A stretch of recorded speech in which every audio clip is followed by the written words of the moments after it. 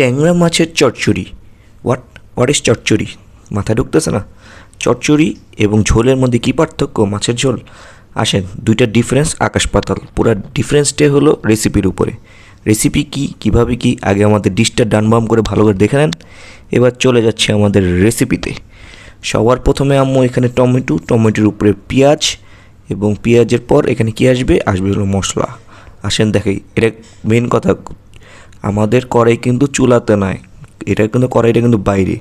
এরপর এখানে রসুন বাটা, সামান্য পরিমাণ লবণ, এবং আম্মু এখানে অ্যাড করবে হলুদ গুঁড়া। এরপর কী আসবে? অবভিয়াসলি মরিচ গুঁড়া দেওয়ার পর আম্মু ভালোভাবে এটা মেখে নিতে হবে, একদম ভালোভাবে। এটা এখনও কিন্তু আমরা চুলায় দিইনি, পুরাটা রয়ে আমরা ভালোভাবে মাখু করে মাখিয়ে নিচ্ছি। এখানেই হলো ডিফারেন্স, মাছের টেস্টটা এখানেই চেঞ্জ হয়ে যাবে মাছের ঝোল এবং মাছের চচ্চড়ির মধ্যে। এখানে হলো আম্মু আমাদের ঘরোয়া যে সরিষার তেল খুবই ভালো, সেটা অ্যাড করে নেয়, এটা কিন্তু কোনো কোম্পানির না।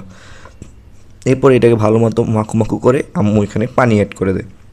এটা কিন্তু একদম ভালোভাবে মেখে নিস আম্মু। এরপর এখানে আম্মু আমাদের যে মাছটা কিন্তু ভাজা না, একদম মাছটাই আম্মু এখানে ঢেলে দিছে। এখন আপনি বলতে পারেন পেঁয়াজও কাঁচা, টমেটোও কাঁচা, মাছও কাঁচা, এই দেখেন আমরা কাঁচা মরিচও দিয়ে দিতেছি, তো চুলায় কেন দিচ্ছি না? এই চচ্চড়িটা আমরা পুরোটা মাখু করে আমরা ছাড়ার পর স্লো কুক হবে, একদম স্লো কুক হবে। এটা পুরো ঢেকে দেবে এবং স্লো কুক হতে থাকবে। যত সময় নিয়ে এটা রান্না হবে অত সুন্দর এই ডিশটা হবে এবং খেতেও মজা হবে। এই যে এখন আসলাম আমরা কড়াইতে সব কিছু রেডি করার পর, এবং অবভিয়াসলি আমরা এটা এখন ঢেকে দেওয়ার পর এটা স্লো কুক হবে। আমরা ঘন্টাখানেকের মতো সময় নিয়ে এটার, এবং দেখেন চেহারাই চেঞ্জ হয়ে গেছে। এখানে হলো আম্মু হালকা একটু আবার এই ধনিয়া পাতা দেওয়ার পর আবার ঢেকে দেয়। এই যে ঢেকে দেওয়ার পরে আমাদের হলো এটা মোটামুটি ready to go for it.